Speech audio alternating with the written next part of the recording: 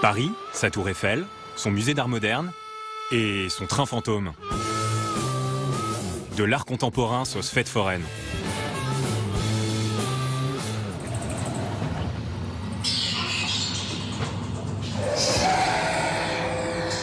Ce qui est très original, c'est que cette espèce de train fantôme soit situé dans un musée. C'est rarissime, quoi. Et c'est tout l'enjeu de la démarche de l'artiste américaine Hélène Sturtevant, qui installe le parc d'attractions au musée.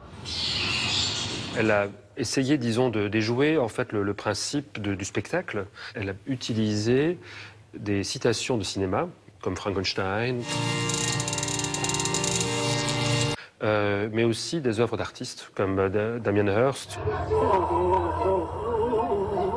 Il y a par exemple une œuvre qui est une citation d'une œuvre de Richard Serra, qui est une évocation, disons, d'une scène dans les prisons d'Abu Ghraib en Irak, à un moment de la Deuxième Guerre du Golfe. Donc une chose assez atroce et qui devient quelque chose de très politique aussi. Donc on a dans un apparemment train fantôme, disons apparemment innocent, les horreurs que l'on voit sont les horreurs du monde dans lequel nous vivons aujourd'hui. Je suis revenue 40 ans en arrière quand j'avais fait de foraine et puis que j'adorais monter un train fantôme, ça faisait peur et tout.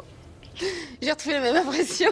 Toute cette apparence pas très sérieuse est quelque chose de très sérieux parce qu'en fait ça met en perspective le fait que souvent on regarde l'art comme un divertissement alors que ce n'est pas un. How much is that dog in the window?